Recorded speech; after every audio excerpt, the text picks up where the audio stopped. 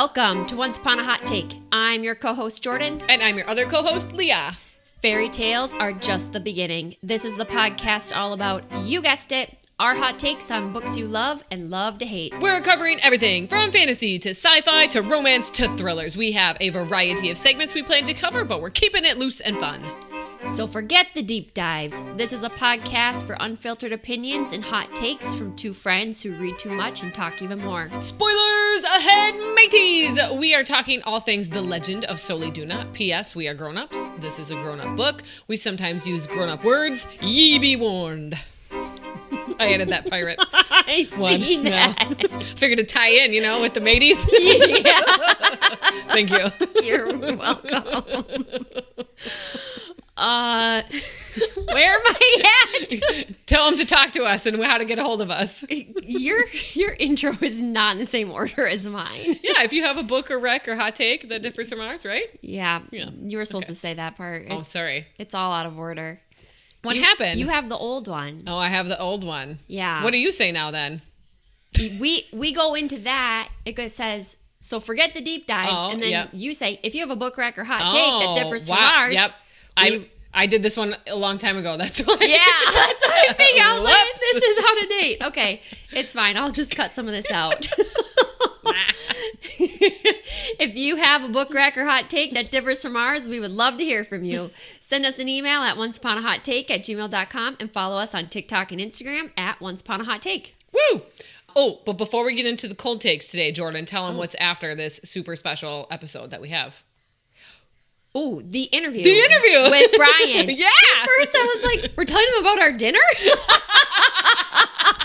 Yeah, we are going to dinner tonight and we are excited. Yes. Yes, we had a lovely interview with cousin Brian Maes, author of The Legend of Soli Duna and the author of The Odyssey of Soli Duna, which recently dropped in February. Yep. So, yeah, stick around to the end of this episode and hear our lovely interview we had with Brian. Yeah, he's got some good hot takes on the writing process and some writing tips and some more info on the series. Yep. So, stick around. Okay, I have a lot of cold takes to get off our chests here. So I love it. The first one is shout out to Chatting Chapters Podcast. Love them. Go check them out on Spotify. They are, and they're from either Australia or New Zealand. I am blanking at which one right now, but not here. They got the fun accents. They, for Charlie, are actor portrayals for book lovers. Yep. They said Adrian Grenier for Charlie. Go look him up. Grenier. He's got like the curly kind of disheveled hair. He's got like the piercing eyes. Grenier. Oh. Yeah, right? Yeah. That's a good pick. Yeah. That is a good pick. They shouted that out to us and I was like, oh, yeah. Yeah, that's a great shout out. Yeah.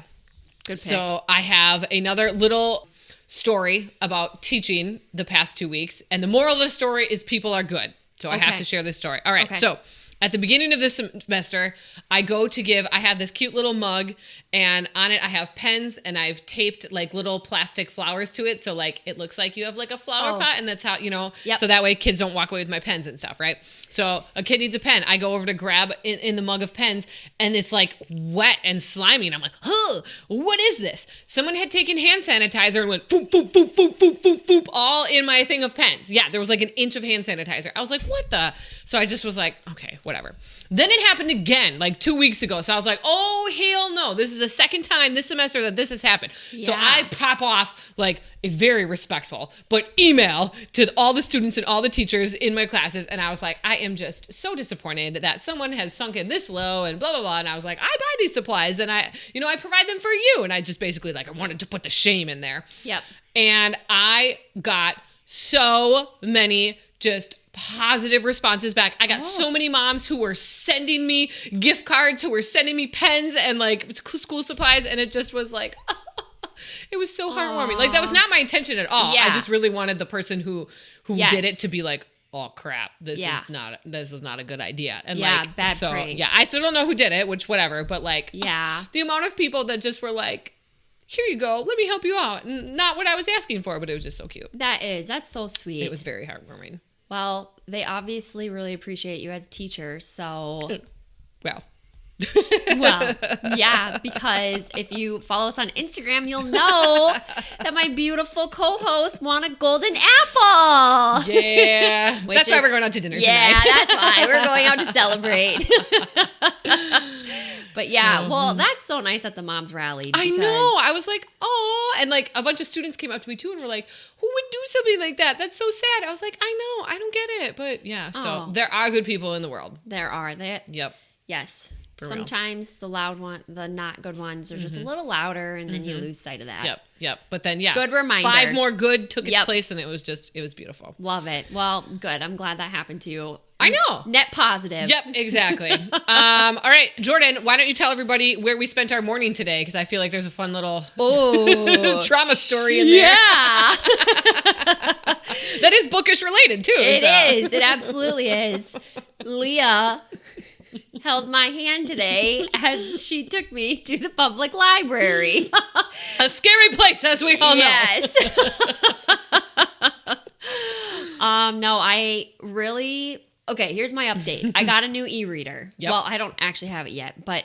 It's ordered. It's ordered. It's on its way. I really love reading on my Kindle, but my Kindle's from like 2000. It doesn't have a backlight on it. She be old. It's, real old. It's just like the fact that I have to clip on a book light to read. To the Kindle, yeah. It's just, it's not sustainable for me.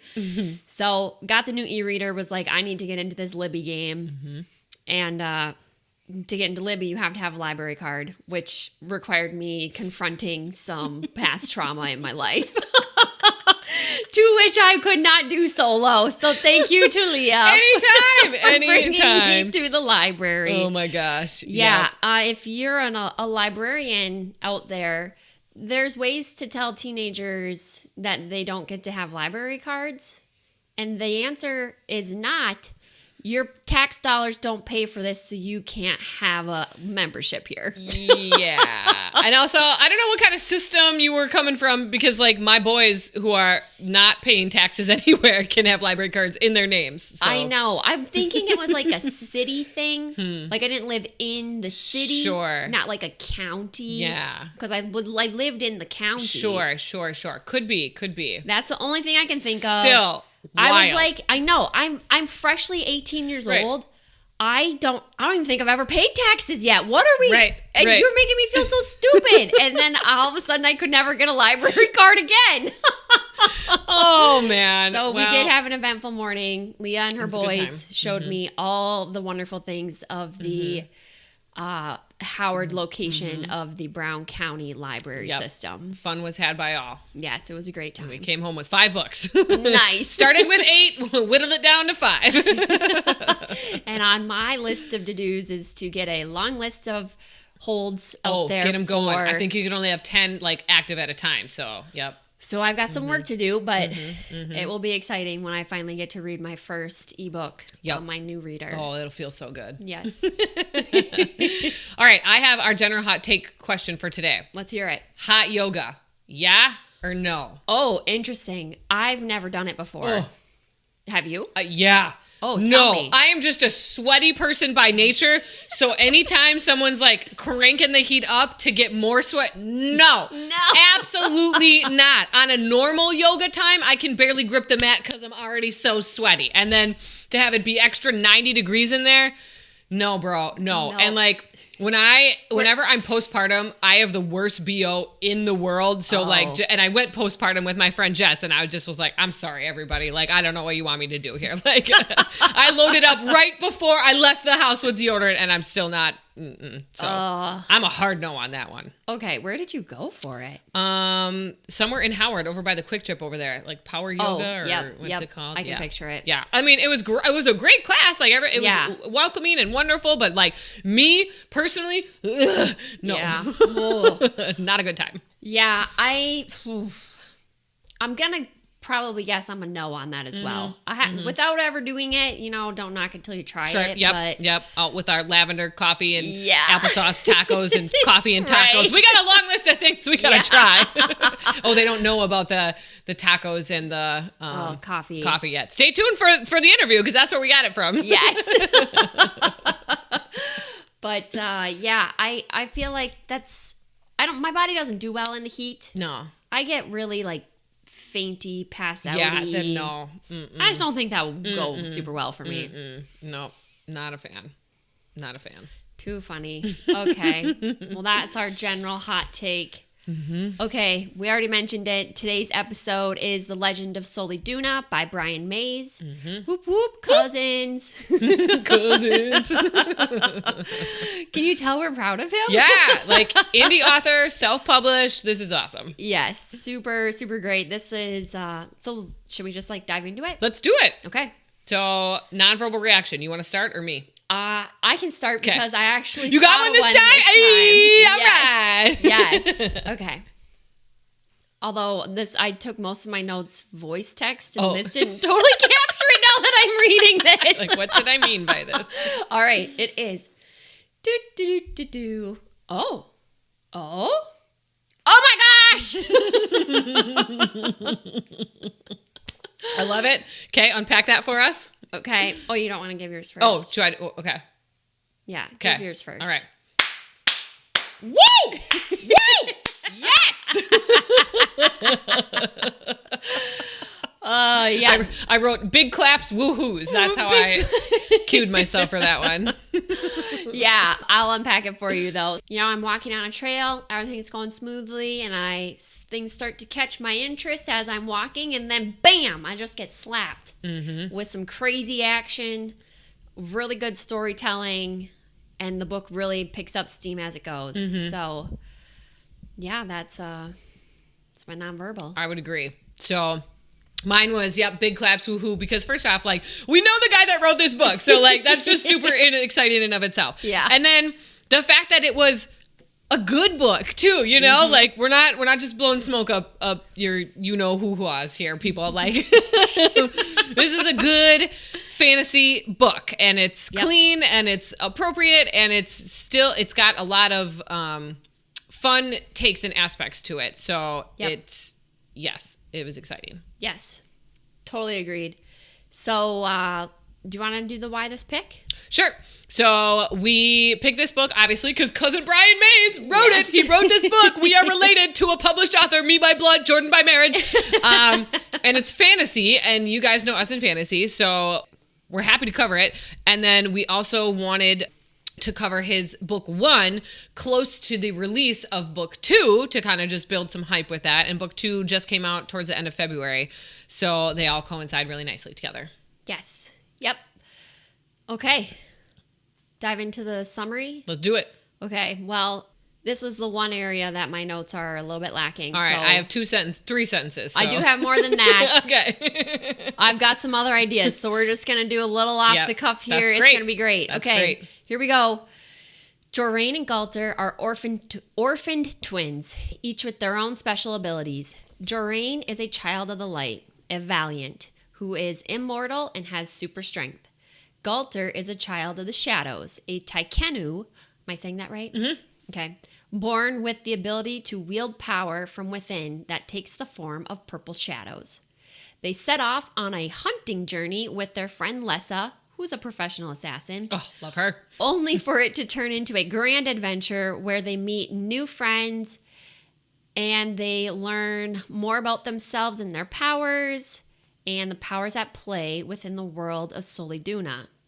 This takes them across the land of Soli Duna. Now we're at my advert or my off the cuff. Here we go. Okay, so they are traveling across I'm going to call it a country. I don't know. Is it actually a country? Region? Continent? I'm unclear on this. Yeah, maps don't matter to me when I'm reading, so like this is details that I don't care about. Whatever, it's world building. They're there. There's a map. Yep. Yeah. So they meet new friends along the way. They save Prince Cadus. Sorry, jeez. I wanted to say so many other words there. They rescue Prince Cadus, which really sets them on their journey. They travel to Valise. They meet Ganlian along the way. Yep. They go to Valise, where they meet Tritiana, also known as Trit. Love her. Gorgeous little girl. Then they also pick up Skald there as well. Yep. Valise was a very big city. They get chased out of the city. Very exciting. They end up going to the next city north, which was like maybe Laurenlinth. Again, cities don't. Okay. There's no brain space in there for them. They go to the next one where they clash with the Taikenu. Yes. They get abducted. They have to escape. It's all very exciting and thrilling. This entire time, their journey is taking them to the Black Vault, which is a mystical, protected area that is home to all of these really unique power artifacts. Magical paraphernalia, yes. Yes. Yep. Strengthens magic. So there's lots of different magic elements throughout the book. It leads to an ensuing battle at the end. And some double crossing. Yes. Yes. So anything you care to add? No, that was great. Those were all my main points there. Okay. First read versus a reread. I've read it, I think, a total of maybe 3 or 4 times, and it gets better every time I read it. Like, I find new little things that I appreciate. You can see just a few little teeny breadcrumbs that he drops us, like, along the way that, like, I did not pick up the first time around. Absolutely. So yeah, I would say I am going to continue to reread it, because anytime, another book comes out in the series, I like to start back from book 1 and keep going. Yep. Unless it's Onyx Storm, but that's a different time. We'll dive into that one later. Yeah, this was also a third read for me. I echo everything you said. It got better with each reread. We read, the second reread was actually when we were beta readers for book 2, which was very fun. And so, yeah, this was my third read. I agree there's lots of like breadcrumbs that you're picking up on more and more. Like at one point in my notes I wrote, and Ganlian enters the chat. Where it's like... Like now we see. Yep. So, yeah. And like you said, Brian, in our interview, stay tuned for that. He mentioned 5-book series. Yeah. So we've got a lot of rereads ahead of us if we stick to that cadence. Yeah, for sure. Well, maybe, you know what? Maybe we'll just be able to listen to our episode now. We've never had this before. Right. Where we've like put content out into the world. Jordan, this is going to change our reading lives here. We're going to save so much time. Also, considering we both read it 3 times, this will probably be just enough for it to... True. We'll be like, oh, yeah. That's what happened. Yeah. Okay. Yeah. We're there. I'm with it. Yep. Awesome. Want to talk about the cover design? I do. I love it. But what I have like one little tweak. I would want to see some like Galter purple lightning sparks somewhere. I feel like that just add a little bit of pizzazz. Yeah. One question that struck me after our interview with Brian is what castle that was on the front cover. Oh. Like, I don't really know what the significance is of the cover. Is that maybe the town where they went into? The Valise or whatever? What's it called? Oh, I've been saying Valise. Okay. That's the first. I keep wanting to say Valeris, but that's not it. No, that is not it. That's a different book. That's a whole different world. That was my take. Like because that was where most of the drama kind of unfolded. Yeah. It's that way. And that's where their whole group gets united. Form together. Yes. Yep. And form their bonds. Yep.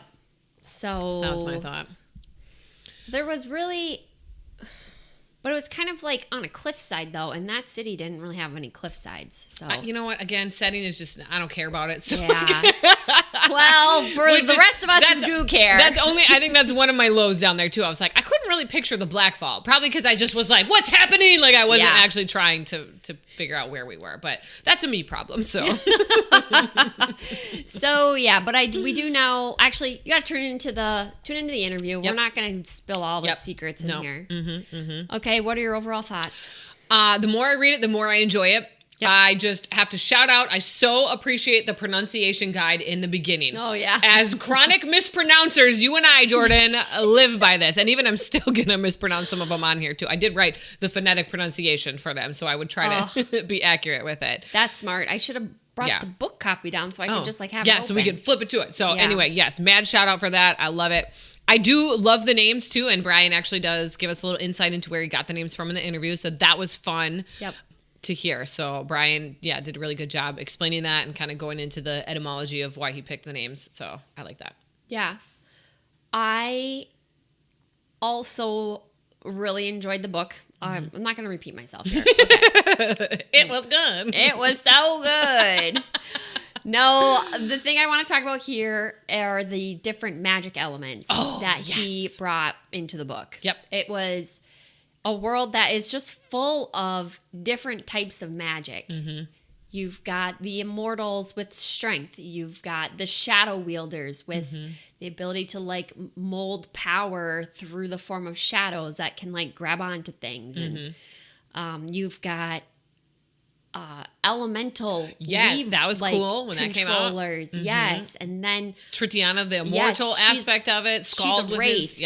I vividly remembered that word. Tritiana's a wraith, which is like you died, but your soul like refuses to move on to the next world because you have unfinished business. Yep. So, and that's like a really big part of book 2. Yep. That's not a big spoiler, is No, it? No. So there's that. Oh, Scald, he has his like hammer thing that can like come back spear, to him. yeah. No, it's like Thor's hammer. I thought it was a spear. Is it? I'm pretty sure it's a spear. Okay. Anyway. I truly have no Reread legs for the to fourth stand. Well, either way, he's got like some returning magic. Yep. His wife was turned to stone. Yeah, that was a cool backstory. There's like some way that they're going to be able to save her. Then there's a whole other like dimension, the shadow world. Yes. That we only got a tiny glimpse of. So there's just so many. I'm gonna love that too, because that's so like political and conspiracy theory stuff. Like they're keeping these secrets, and like they plotted, to take out. I'm losing my train of thoughts here, but and also I'm trying to make sure I'm not spoiling book 2. Oh yeah. I feel like you are. Okay. The only thing we know is that it's called from book 1 is the Tenant. Oh yeah. And that the Taikenu can operate within there, but those who are not, get poisoned and You're die. Right. Yep. That's all I know. Okay. All right. Wow. There's more there in book 2. So well, I mean, there has to be. He gave us like just the babyest little breadcrumb. Yep. He's like, "Oh, here you go. Here's a tease, but you're gonna learn nothing about it. We're only gonna see it one time." Well, book 2, drops some knowledge that you're like, "What?" It's gonna get you outraged. Okay. Well, that's exciting because I don't remember that in my beta read. Yeah. Okay. Yeah, so overall, I just really loved the different magical aspects that he brought into the book. There's a lot there, and I'm excited to see where the story over the course of his 5 books he's got planned will like learn and grow into all these different spaces. Yeah, for sure. Yeah, he's got room to unpack all of that. All right, describe your read to us, Jordan. Okay, this was a little bit slower for me. Because it was a third read, it's kind of like I know what's coming. I just also have a lot of life stuff happening, so like finding time to read got very challenging. You're busy? And then it turned into, okay, I'm just gonna read before I go to bed. Well, then reading in the book is hitting me. And it's hitting, you know. So it's just it was a little bit slower of a read for me, but didn't hamper my enjoyment of the story. It just was slower. So, I read the soft cover. It's a pretty chunky book. I mean, it's an investment. It's not a speed read one. In case you're wondering, it's 439 pages. Because you manually calculated that in your Goodreads. Yeah, I did that. And EP Laura held me to a page count this week so I could finish on time. I love that. Hey, she's finally pulling her weight. Good. I know. Earlier this week, I was like, I need you to put your EP hat on. This is what's happening, and I need you to hold me accountable. I need someone to be on my back about it. Yeah. Oh, my gosh. So she is. If you ask her, she will do things. Okay. Which you don't need any help with that. I'm already into our July books. Oh, my gosh.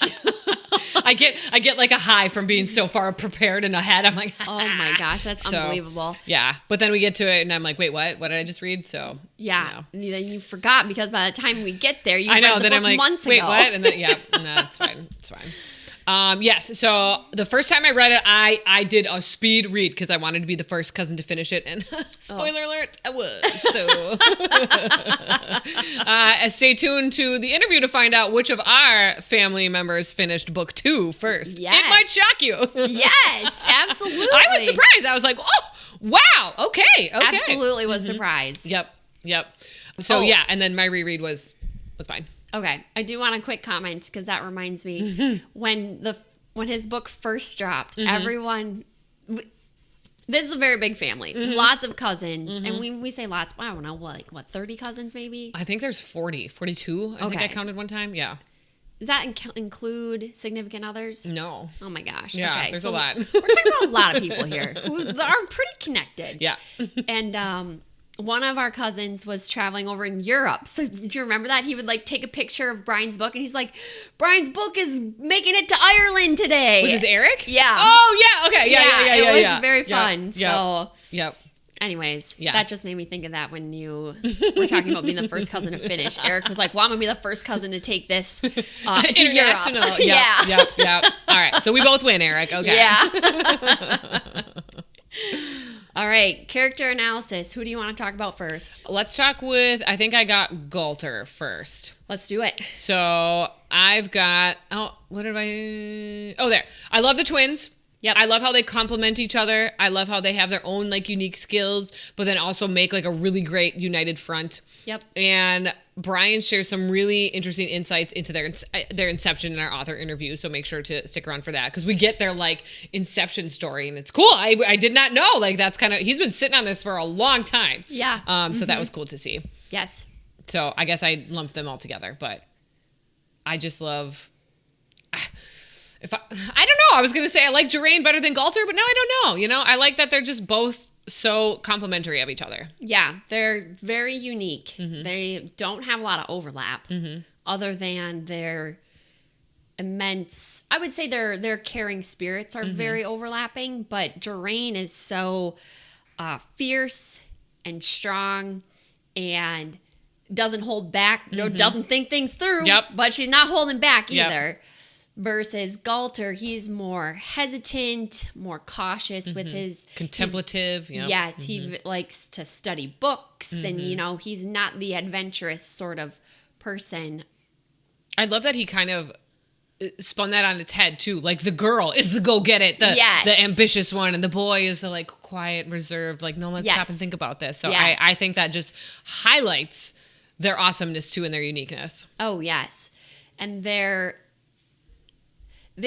twins, but I have suspicions that is not true. See, yes, because how is this possible? How can you have a valiant father, valiant father and Galter be a Taikenu? Yeah, Taikenu mother maybe, because like where else would he get his powers from? Right.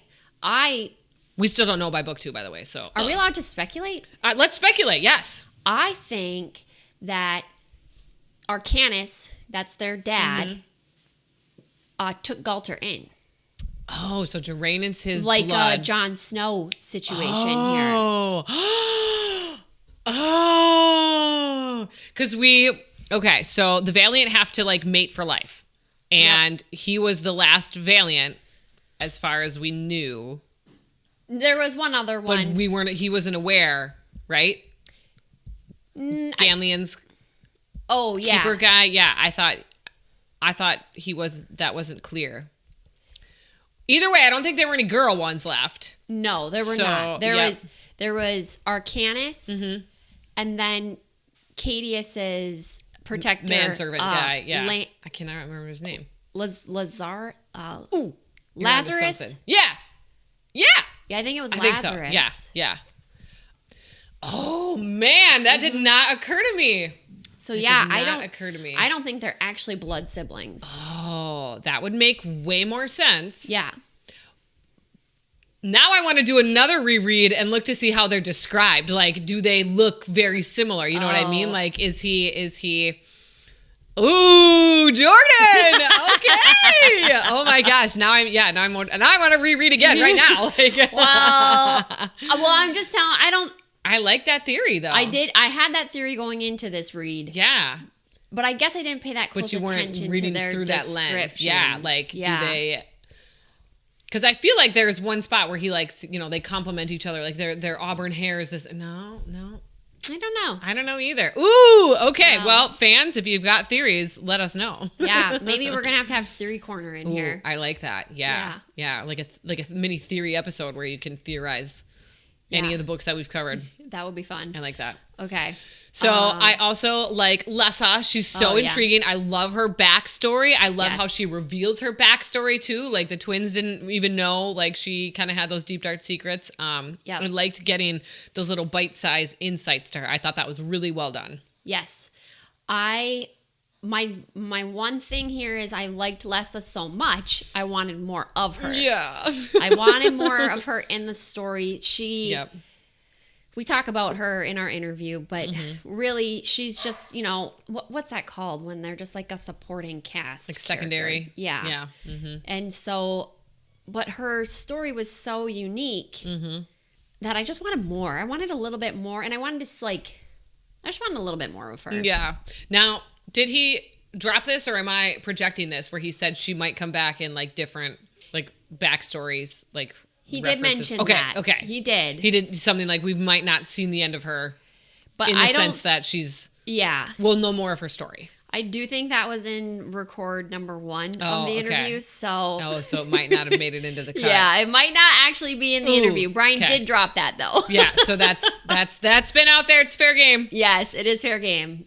Okay.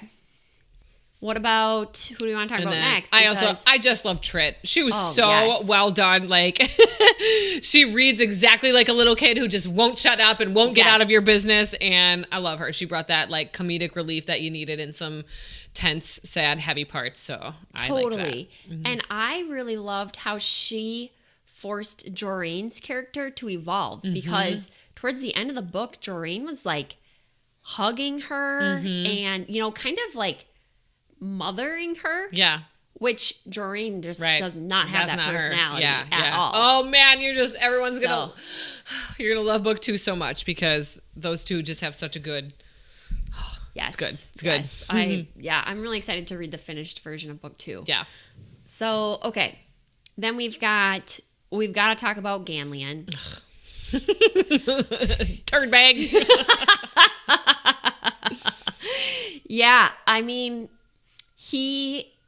He's a double agent here. Double crosser. Yeah, which was so surprising because there's not a lot of breadcrumbs leading to that trail. Right. That was there was like a good twist. It wasn't like a mean one where I don't like it, where you've just like changed everything. Yeah. But it was enough of a shock that I was like, oh, I did not see that coming. So that's, stamp of approval on that one. Yep, did not see it coming. On a reread, you pick up just like the tiniest little breadcrumbs. Yep. So there is something there, and you're not totally blindsided. But that was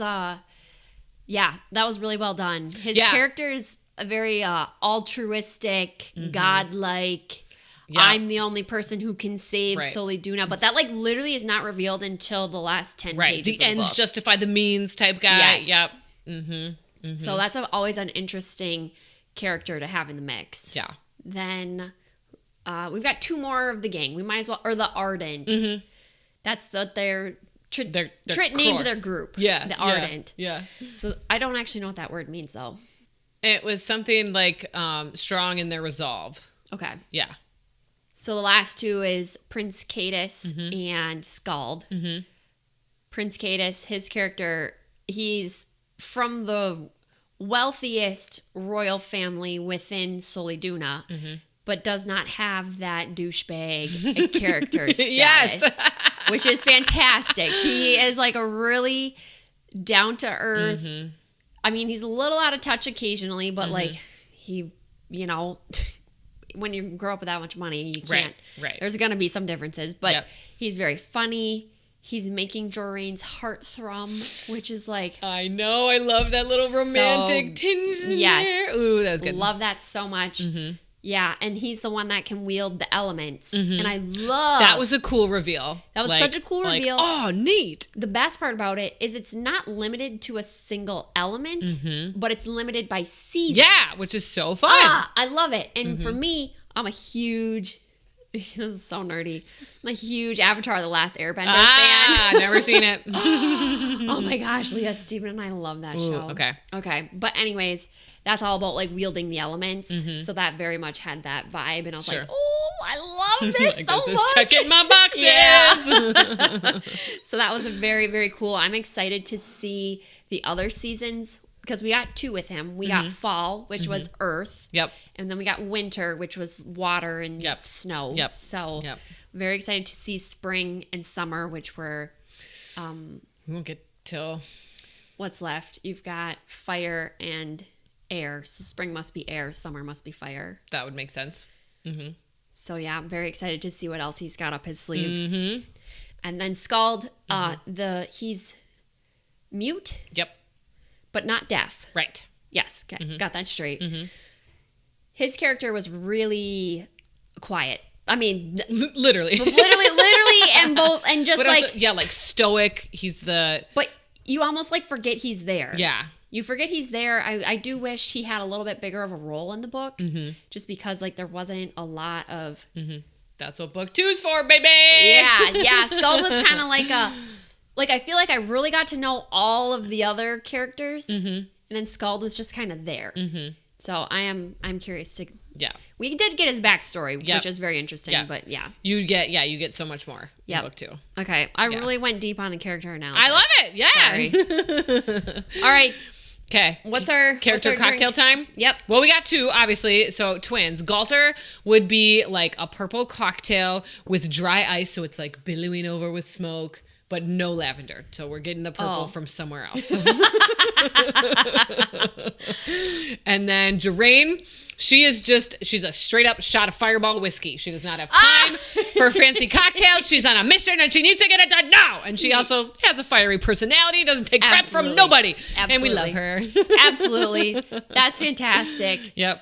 One quick side tangent here, Leah. Yes. Okay. So softball team, we do a team shot called the Meister. Yes. Which is named after our shortstop. Yeah. It's a tough one. Half Rumpelminz, half Goldschlager. Found out this week at softball dinner that you missed. Yeah. Rumpelminz makes a cinnamon version. It's literally our shot. We should have just been doing that from the start. We should have patented it. Yeah. That was our idea. We've been doing it for years, and Rumpelminz actually went through with it, and it's available. You get both cinnamon and peppermint together. Which is literally what we've been doing. And this is one of those things. Don't try it till you knock it. It's actually pretty good. It's not terrible. It's not terrible. Like, yeah. It bites. But then you're like, okay. And there is a better way to make it. I can't remember which one's on the bottom, which one's on the top. Oh. But there is a way that I preference. That is, okay. So, anyways, that just got That is a great tangent. Oh, Thanks. My gosh. All right. And so for our actual drinks, we're drinking some Starbucks here. Caramel macchiatos. Lucky Leah gets caffeine. I'm in the decaf because I already wasted my caffeine allotment for the day.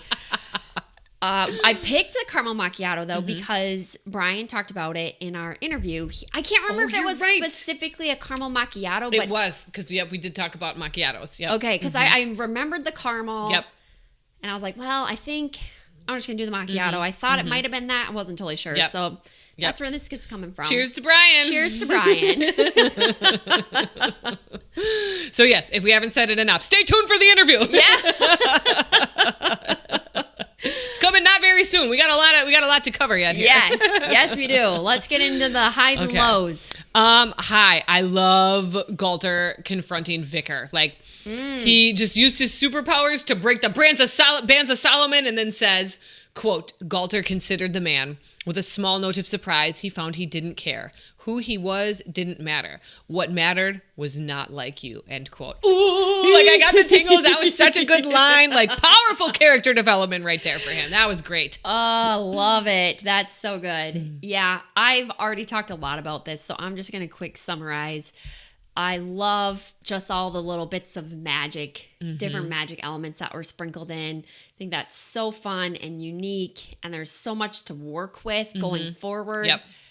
Yeah, and I think his world building was also really good. I like the world.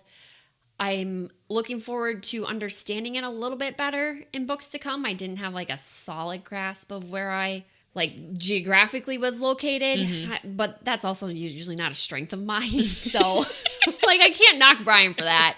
I'm just, the more time you spend in a world, the more familiar you get. Yep. So yeah. And I mean, very well think done. about it, like book one, there's so much to just download on you. Yep. So yeah. And I just to your point too, with all the little like magics, that was one thing that I clocked right away in the beginning on my first read. I was like, he takes some, traditional fantasy ideas, tropes and things, but he has his own little unique spin to it that just makes it that much cooler. Like it's not cliche. And that was really well done. I appreciate that. Yep. Totally agreed. All right. Do you have any more highs or do you want No, that's what I got for that one. Okay. Lows. I just did not like when Jordan was acting mad at Galt when she shouldn't have to ask for help. That was what she was mad about. Like, yeah, you do. Like, you have to talk to people. Sorry. Like, we've talked about this many times, but I cannot stand the silent treatment. Like, in books or in real life. Like, you should have known I was upset. No, you should communicate clearly to the person why you are upset and what you would have liked to have seen instead. Marriage counseling here. There you go. Okay, so... Leah, I've been struggling with these two categories, the highs and lows and the best and worst. Yes. So when I've been crafting this, I've been thinking, okay, overall like general thoughts, what are things that irk me, and then specifically what's my best and my worst, like actual moment where I could flip to that on the page and say there. We're not talking, so you're like picking scenes though. For the best and the worst I am, yes. Yes, so like, but for lows, you also just picked a scene. It was kind of a scene, I guess. I don't know, Jordan. Okay, well, I was struggling with this on this one. I was like, well, okay, for me, the lows, I've got two lows. Mm-hmm. There's a couple times, and this is, sorry, Brian, I'm being a little bit critiquey, but because I know you and I feel a little comfortable telling you this, okay? I do feel like there's occasionally where the character dialogue was a little bit spoon-feedy. Mm-hmm. I was like, there wasn't a lot left to the imagination. I was told exactly what to think and feel. Yep. There is a time and a place for that. Mm-hmm. So because of that, this book like leans more YA. Mm-hmm. Yep, I'd agree. But so if to like bump it up from YA to a little bit more sophisticated of a read, I'd like a little bit less of that going forward. Mm-hmm. And then that's what I got. Cool. Okay. The best. Ooh, this was my favorite part. The mural of Arcanus in the library. Oh, like that was a cool reveal. That was. When that kind of like came together, I was like, there's so much more here that we just don't know. And yes. I love that. I love that when there's like big reveals like that, and that just unlocks so many more possibilities. And you're like, what's going to happen now? That's a fantastic pick. I forgot about that. Mm-hmm. I just read it and I forgot that happened, but that is a great pick. Yep. I also love, like, cause Galter comes across at first. Yep. Then he's got to bring Lessa there bring Jordan there the next day, and then Jordan gets to see it. And that you get the reveal twice. Yep. You get to see both of their reactions, and it was really, really cool. That's a French great pick. kiss there. French kiss. Good pick. Good pick. I did also like the ending, like the betrayal of Ganlian, like that cliffhanger ending, like that was good. Yes. Like I hate that I don't get to know everything all at once, but as far as like books and how they should end, great. That was great. Yep. Mm-hmm.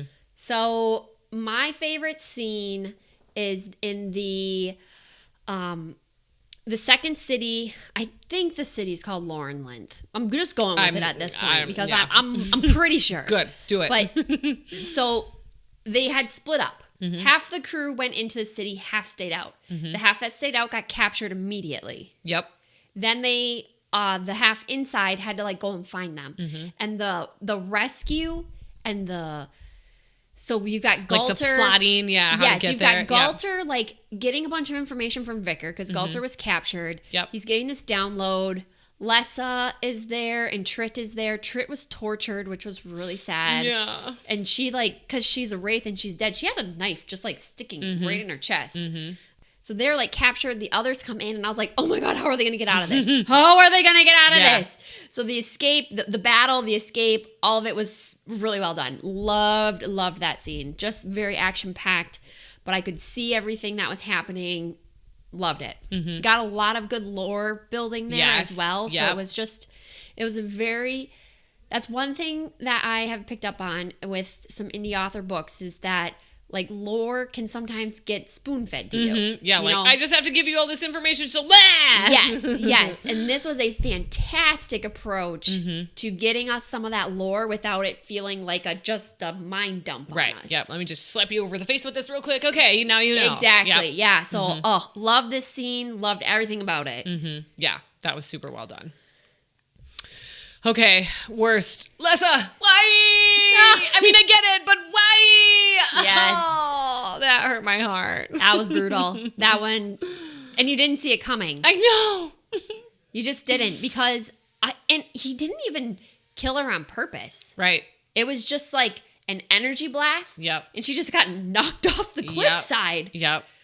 Ugh. Yeah, that was brutal. Yeah. Didn't see it coming. No. At all. Because the battle was over, basically. Right, yeah. Battle and like, was if over. you think, if this is kind of YA fantasy, like... Yep. You're not going to kill one of the crew right away. Like, come on. Yeah. Killing an Ardent in book 1 was...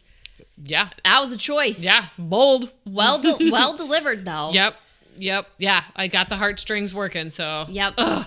I don't want to say good job, but good job. Yep. Totally. And then my other low part was the Black Vault battle. And again, I think this was a me thing. I was reading too fast because I like missed some key details. Like I was having a hard time. Like what? I know we're in a cave, but like what? There's a cliff. Like I just couldn't. And then when they went into like the upside down part of it, like I was like what? But I wanted to know what was happening. So I do think I had a very similar reaction because I also was like, wait, how did Lessa get blown off a cliffside? I thought we were in the vault. So I do think that was a little. Might not have just been a you thing. Might have been a delivery a little bit. But, yeah, because then all of a sudden it was snowing on her. And I was like, it's been snowing this whole time? Like, I don't know. I definitely was with you where I was like, was I paying too close attention to, like, what's next? Yep. And all of a sudden I had no bearings? Or, I do agree. That was... Could be a mix of both. Yeah, a little bit. So my worst scene I decided to go with is... the Galter and Lessa library scene in the abandoned mansion. Oh, okay. Why? So I just felt like I love that they were a couple. Like I love that they became an intimate couple. I did not love the delivery of said intimate moment.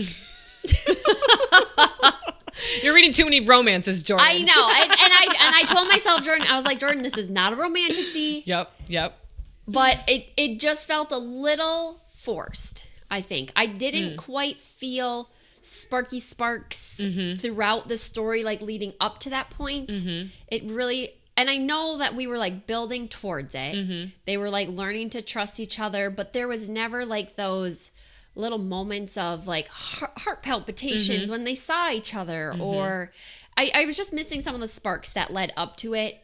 And then like, and it's not like I needed in-depth details like romantasy gives you for an intimate scene. Like I'm not saying that by any means, because I have talked about like sometimes even just a kiss can like really be magical on a page. I just wasn't feeling any of that in the moment. I wonder if it's because we're getting this from Galter's perspective, who is a man.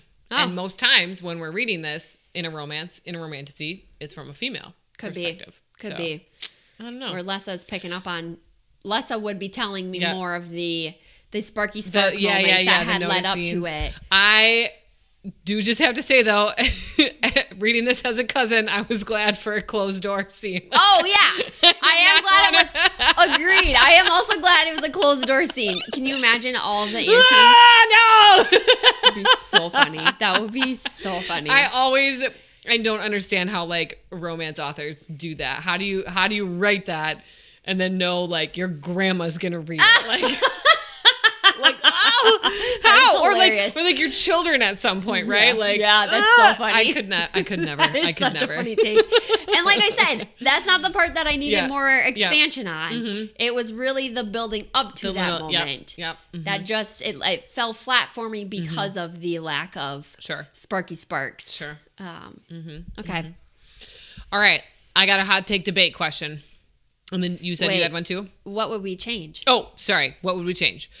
Oh, they needed a better game plan at the end for taking on all those soldiers and scholars. Like, they're wildly outnumbered, and they're just like, here we go, we're gonna do it. We're just gonna send Trit out there. Yeah. Yeah, that was pretty poor planning. Yeah. Now that you said that makes me think about. I'm thinking about like Ganlian going with Galter, and Ganlian like choosing to not go back and help the others. Yep. Galter should have been like red flag. Right. But didn't happen. Yep. So, anyways. And I'm just like, how did Galt access this big power? Like, he just finally got in tune with it. Like, I feel like I needed just a little more development of how that all of a sudden came to be. Like, at the end, when he did the big. I don't think he knows. Yeah. So that's the point. I think he's got to like learn. Because he did it 2 times. Right. He did it against that Banshee. Yep.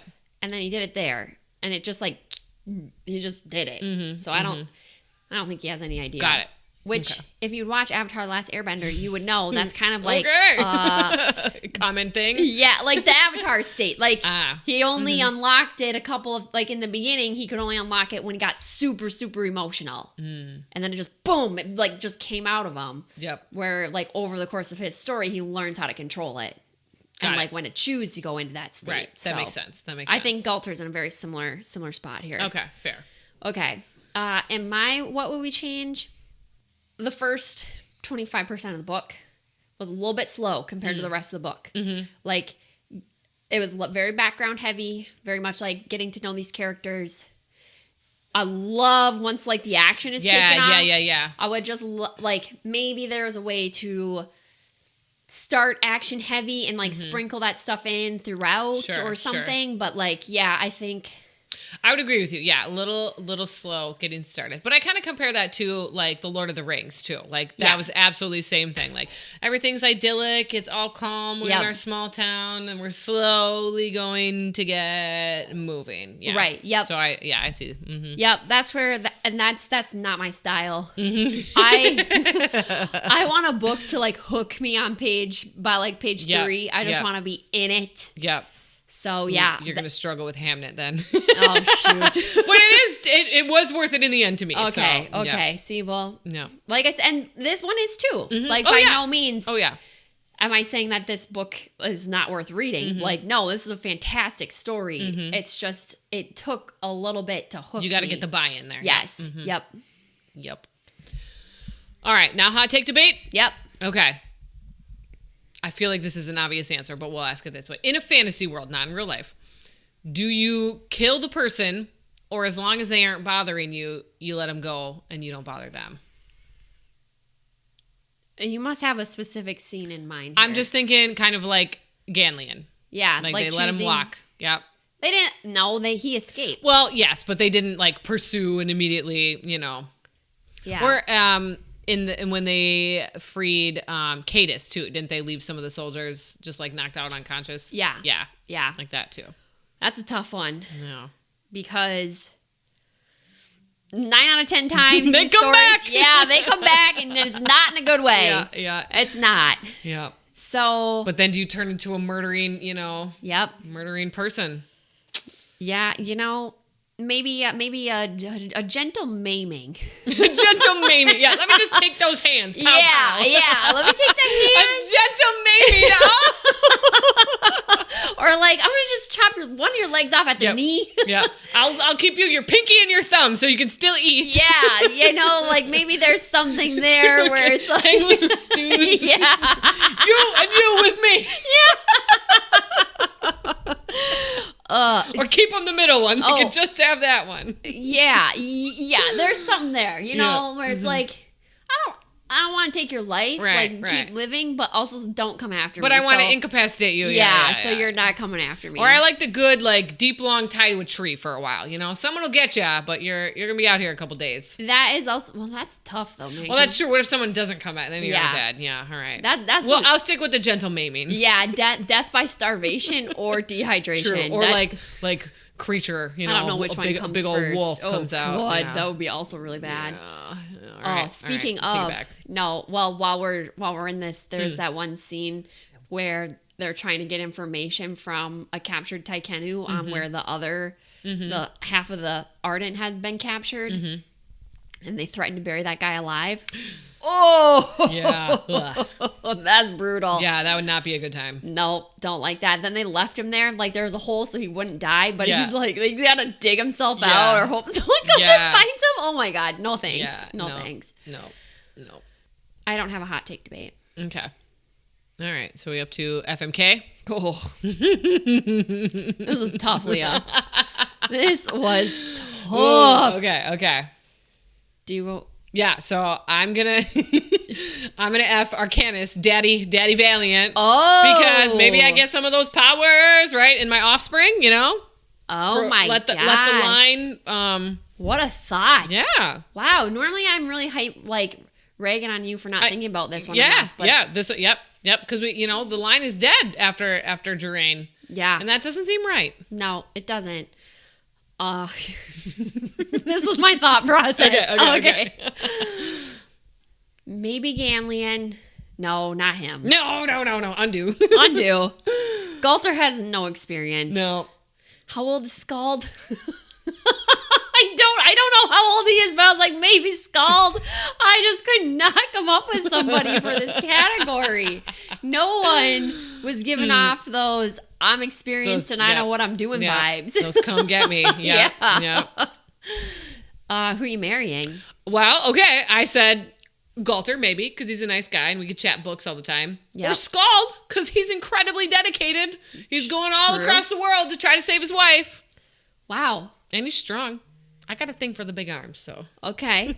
Yep, you do. Check. I know your husband. Wow, I really thought we were going to the same one here. Prince Cadus? He, crossed my mind, but like all the royalty duties I'd have to perform. I don't know. That endless money doesn't sound enjoyable all to the you. crowns I'd have to choose between. All those beautiful dresses you'd have to wear. I don't know. Yeah, sounds always having a warm bed and delicious food sounds tough. Not to mention he's down to earth and not a douchebag. Yeah, so all right, I'm reconsidering. I'll throw him in the list. Okay. Okay. And Kill was also tough. Wait, who are you marrying? Cadus. Cadus, okay. yeah. All right. Yeah. But also, real quick, Cadus, he's also funny and caring. Yeah. And the sparks with Jerain, like, sparks with Prince Cadus. He's a little flirty. Yeah. Yes, totally. Well, see, I wouldn't want Jerain coming after me. That's really it. Sure, good save. Thank you. Okay, who you killing? I said Ganlian because he's a dirty double crosser, but yeah, he seemed pretty obvious. Who was who was Daddy Sorcerer? Vicar, Yep. Him too. He's like Vicar. pure evil, but then I thought that was too obvious, so I don't know. Guess I'm going Ganlian because he like befriended them and then betrayed them, which seems worse than just being like, I'm a bad guy from the start. Now you know I'm bad, So agreed. Mm-hmm. Agreed. And anyone with that type of God complex, really, they're not bringing a lot of good things to the table. No, not attractive. You narcissist. Nah. No. Mm-mm. That's not a winner. Mm-hmm. He's gonna have a lot of death on his hands, I think, coming up. Yeah. So, it's a good pick. Okay. I have a surprise question. Do you have one? I do. Ooh! 2 surprise questions. Okay, my surprise question is, what animal would you want to be your, companion? Kind of like Kalkarok is for Galter. Ooh. What type of creature would you like to be? Some type of bird is a great pick because of the easy ability to travel. Mm-hmm. But the first thing that popped in my head was a fox. Oh, okay. I don't know why. I saw a fox yesterday, by the way. Yeah, crossing my road. I was like, oh, they are cute. They are. They're super cute. Yeah. But on that note, I might go with something a little more domesticated. Maybe like, what's the type of like a husky dog? Oh yeah. You know, something, but more wolf than dog. Like a dire wolf, but maybe not that big. Yeah, like something in that wolf category. Yeah. Yep, that wolf family. Yep. Okay, I like your thought process because here's how I went. I like the idea of like a bird, right? You're being mobile, you can swoop in. Yep. But then I was like, I also like something like Moonlight that I can ride and be ferocious and use as like a mount. Yep. But then also we're in fantasy land, so I'm gonna go with like a griffin. So you're portable, but you're not like a huge dragon, but I can still ride you. Or something like a wyvern, because then fire breathing too, So wow, you went with a wyvern. Well, because I don't want a big dragon. No, I don't want this big cumbersome thing. I want something low portable here. Oh, yep. Okay. Yep. Mm-hmm. Yeah, little bite size. Okay. Yeah. Shoot. I had a really good thought until you said wyvern, and that really derailed me. Gone. Oh, shoot. What was I thinking? Oh, well, it'll come back to me or it won't. Okay. That's funny though. Yeah, I had a whole Yeah. Yeah. Mm-hmm. Yeah. So what was your final pick? I went with either a griffin or a wyvern, something that I can ride, but the fire breathing aspect would be nice. The griffin. That's I'm glad you said that. Oh, okay. It triggered my thought. Yeah. That's straight out of Kindred's Curse. Yeah. Queen. Spoilers. Oh shit. I'll just take that out. We can cut that. Yeah, I'll cut. And we're back. All right. What's your surprise question, Jordan? Okay. It's a two-parter. Okay. Whose powers would you want the most, and whose would you not want to have? Oh, that is such a tough one. I feel like I don't want Galter's because it just seems like there's a lot of baggage and trauma that comes along with that. Also, he has a hard time controlling it and figuring out what to do with it. So I'm going to say leave his behind. I love Jerane's super strength, super speed, super skill. Does she have super speed? I think so.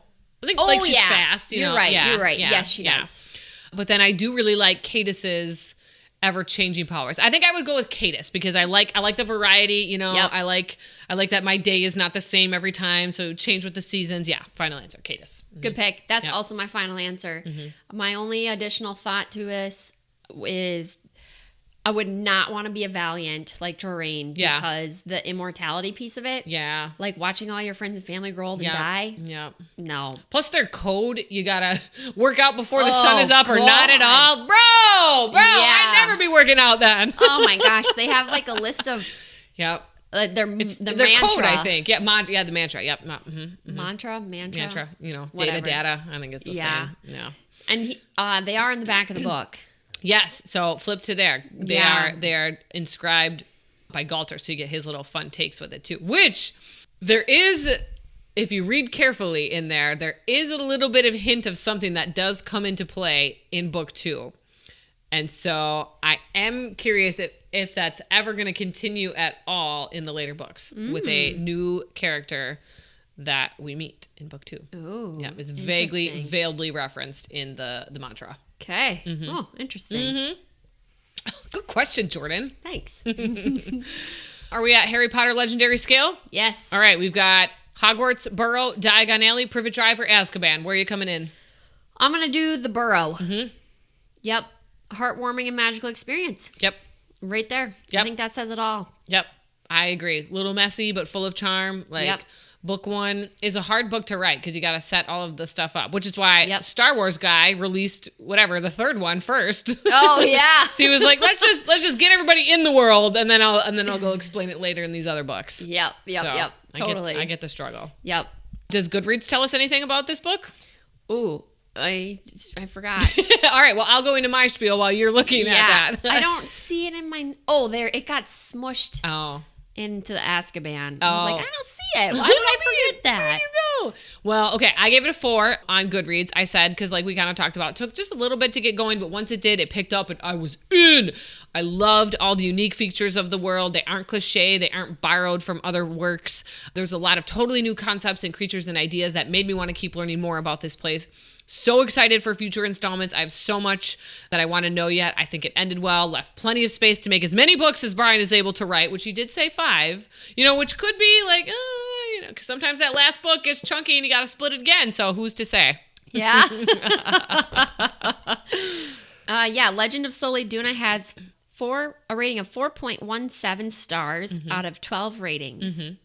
And so if you actually, again, shout out, stay tuned to the interview. Brian does talk to us about how one gets a book on Goodreads, because that was a question we had. Yes. Okay. Who are we recommending this to? Anyone that loves fantasy. Yeah. Especially if they are, I would say someone who is experienced with fantasy, though. I don't know that this is, I'm thinking of like, there's enough there that like it was fun to see the surprises coming, but that's like having a working knowledge of fantasy. So I think, you see what I'm saying? Yeah, you make a really good point here. And I'm about to make the opposite point. Oh, okay. Let's hear it. So my coworker Justin read this book and he said, and I agree with him, this would be a good entry point for people who are new to fantasy. Oh my gosh. It's not overly graphic. It's not overly explicit. It's pretty like gentle in how it leads you in and develops the world. Like, can you think of like your very first fantasy being like a Sarah J. Maas or like, so like, there's so much downloading that has to happen. And so, yeah, that's but I true. I see your point too. Because I'd agree with both. I guess I'm thinking this because I do, like we talked about, the book leans YA. So with that in mind, I don't know that new YA readers would appreciate it as much. I see where the appreciation is there for seasoned fantasy readers. Yes. Yep. I would agree. I would agree. And I don't know, as like a new to fantasy, you're going to have as much appreciation. You're going to vibe with it. Yes. Yeah. See, and that's, probably, that makes sense to me because my mom, who obviously one of the aunties, is like all about it, reading it too.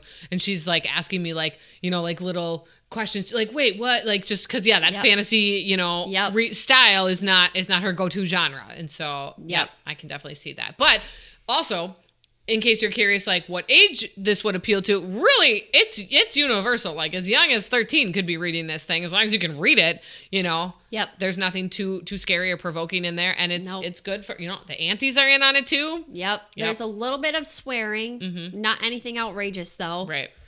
And like we said, a closed door scene. So all in all, very... And it's not too gory. I mean, there's a couple of mentions of like, stab to the heart. Right. But that's it, stab to the heart. You know, it's not like, and then blood was gushing everywhere. You're not losing your supper over it. Yeah. So, cool. Yeah. All right. Should we get into actor portrayals? Yes. I'm so curious to hear what you have. Okay. I didn't look any actors' You're names gonna up. you're gonna need your phone to look up some of mine. Okay. So... for Galter, the guy who plays Percy Jackson. Oh! I don't know what... Okay, I can see it. Yeah. Okay. My two picks are a little bit older. I picked either Benedict Cumberbatch or Sheldon Cooper from The Big Bang Theory. Like, tall string bean, gangly guys. A little socially awkward, but like, definitely lovable. Yeah, I think he's too tall. Yeah. A shorter version I could see, but I also think Galter has a little bit longer hair than what Sheldon rocks. So, well, the Benedict, the curly hair, I'm seeing a little bit more Benedict, of that. Yeah, I can see that. Okay, who do you have for Jorane? Jorane. Okay, you're gonna have to look her up. I adore her. Okay, she's a rugby player. Oh my gosh. Who played in the Olympics from America. Her name is Alona Mar. LONAMAHER. She has a hilarious social media presence, but she is burly, like she is built, but she's also so feminine, like she's so cute. Yep. And just has just such a strong personality. She is like a feminist through and through. She is like, boys can suck it, boys, and she's the cool. Pick. I'm not even gonna say mine. She's also, everyone should follow her on social media because she's hilarious and just lovely and delightful. Good to know. And like fights for women's rights and stuff, and she's cool. She's absolutely she's got a podcast with her sisters too, and they're all just amazing. I love them all. Rugby is her sport? Mm-hmm. Oh my gosh. Yeah. That sounds like Doreen. Yes! Like she could just pound you. Oh, that was a great pick. Yeah. Okay. Those were the only two I tried to think of Ganlian. Here's my problem. The all 3 reads of this book. Oh. I keep picturing him as like a 45-year-old man. I cannot. So you finally got the wrong one. Who was I doing this to them? Yeah, you did it with Eddie. Or you said no. Someone was the Cheech and Chong. Yeah. You picked Leo from that 70s show for the women, her lover, Leo. Oh yeah. Oh my god, that was so bad. No, I seriously could not picture him being, and then this time I was really paying attention and it said he was 20 years old. And I was like, Jordan's got this grizzled salt and pepper guy. Yes. Oh, I just could not get. I still can't. So if you have a thought on that one, I don't. No, you got nothing. Well, I just want you to know that was one. That's the one character I feel like I've really, really struggled with. I did have a quick thought on Lessa. Ooh. Not anything like totally full, like thought through, but oh gosh, what's the youngest Stark girl name? Arya. Arya. Thank you. Oh, because she's like a little tough. Yeah. And see, I picture her like small and quick and. Who is Dakota Fanning's little sister? Elle Fanning? Is that what her name is? I don't know. She looks wraithy. Oh. But I was picturing her, yes, for Lessa, like slight, but yet, sneaky. Yep. Yeah. I don't have anyone for Trit. Me either. She's really young. Yeah. Young Dakota Fanning. Yeah. Child actor Dakota Fanning. Yes. Bridge to Terabithia. Yes. Dakota Fanning. Okay. Well, I would love to see a Netflix original on this, a show. Obviously, you can't make it into a movie because there's too much stuff. But I feel like that'd be fun. Yeah, especially with more books coming. Would be actually really cool to see. Yeah. All right. So, you ready? What are your thoughts on our hot takes? Let us know at Once.Upon.A.Hot.Take at gmail.com or on Instagram or TikTok. We would love to hear from you. If you enjoyed today's episode, go and leave us a review and give us a follow so more book lovers can find our show. We are covering something next that I am looking up. TOG. Oh, yeah, Throne of Glass. Everybody, get ready. It's happening. Yes. Okay, Throne of Glass is coming up next. Yep. And make sure to stay tuned again because the interview is coming right after this. Yes. And remember, fairy tales are just the beginning. So unplug for a bit and dive into the next adventure with us. If you have any book suggestions, we would love to hear from you. Hit us up. Goodbye. Goodbye. Yeah. All right, and here we now in the super fun, exciting author interview portion of the episode. So, Brian, tell us who you are and why you're here. Yeah, hi. Hey, Leah. Hey, Jordan. Thanks for having me on the podcast. I'm here because I just recently published a book. Whoop, whoop, whoop. Yeah. That's our cousin. That's right. It's called The Odyssey of Soli Duna. It is the second book in a series of books. And yeah, just came out. So, yes, and people are gonna love it. We're excited. Yes, I hope super so. excited. Well, it sounds like some people have already finished it. The aunties, tell us about that. Yeah. Yeah. So I was like from the time it released to the time it started shipping out, I was kind of keeping track of that. So I was like, all right, people are gonna start getting it maybe 4 or 5 days ago, right? Mm-hmm. So I got a text from my Aunt Kathy today. She already finished it. I'm like, Aunt Kathy, that's crazy. Good work, Aunt Kathy. I love that. Is she the first to finish it then? Like the first one? From the actual book, yes. Ooh, yes. okay, yeah, because I remember I was the first one to vision Legend of Soli Duna. Like, I put it in the group chat right away. I was like, done, finished. And I've only read the ARC copy. Yep.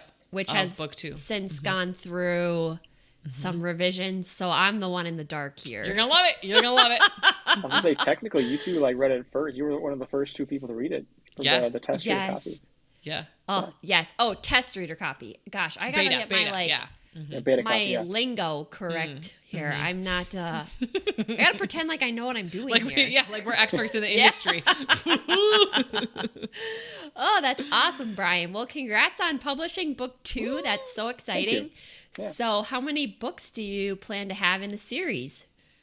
Right now it's a planned 5-book series. Yes. 5? Yeah, I actually have book 3 written. The rough draft is out. Ooh. And I'm actively writing and plotting out book 4 and 5. So. Dude, that's so cool. Okay. Wait, both 4 and 5 at one time? Yeah, no. Okay. I was gonna say. Yeah, just gotcha. Kind of filling in the blanks a little bit here and there. So. Gotcha. I suppose because you got to know where you want to end up to figure out how you're gonna get there. Yeah. Yes. Yeah. Speaking of, do you have like the ending solidified in your mind, or are you like George R.R. Martin guy who's just like whatever? Yeah, I have each character. I have kind of a pretty good idea of how I want their story to end. Nice. Just from how to get there though, that's kind of up in the air. I think that might be flexible in how it goes. That's like the fun part then. Like, are you gonna get? I like that plan, Brian. Yeah. But I promise it will not take 11 to 15 years. You heard it here first, people. Yes. We are holding you to that. I'll work on it here and there, I promise. Good. You will be held to that, Brian. For real. Oh, man. Oh. Well, first off, the aunties would never let you hear the end of it if you didn't finish the series, so. True. Yes, I have high expectations to meet here. I gotta get them out. That's right. Yes. Crank them out. So how long does it take once like you put the end and you're done, it's finalized, it's edited? How long does that then take to turn into a book that we get to hold into our hands? Once you've finished your manuscript and it's good to go, how long is that turnaround? Ooh, that's a good question. It's very flexible. It depends on how much time I kind of throw into it, and a lot of variety of factors. From the time I finish the manuscript and kind of do a lot of editing myself and consider done on my end, I'd say then I kind of got to start reaching out to editors, proofreaders, interior design artists, cover artists. So just a whole bunch of it then becomes communication with other people, so that it can be very subjective on when that gets done. But I'd say if you want to put a time frame on it, you could probably get it done. Let's see. For the second one, I did. Let's guesstimate 3 months. Okay, that's not terrible at all. So yeah. That's a hefty amount. But it was 2 years of writing it. Wow. Oh my gosh. So I guess in the grand scheme of things, not too much, but wow. So talk to us about the artist part of this process. Yeah. So for the first book, I kind of did an all-in-one. I had someone edit the book, design the cover art, kind of do the interior proof. For the second book, I kind of diversified. I had a specific person. Yep, there it is. There it is. Legend of Soli Duna. Here's book 1. Also, he has, can't lose my place here. Oh yeah, the bookmark. He had custom bookmarks made of the 2 main characters. So we've got Jordan. My bookmark is bent because I dropped it this morning. Come on. Oh, and Galter. So also super fun, which we got at your book launch. Thank you. I was going to say book party. You knew what I was talking about. Book launch party.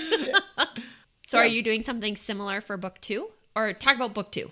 Yeah, I will have a launch party March 7th at Oso's in Plover. Woo!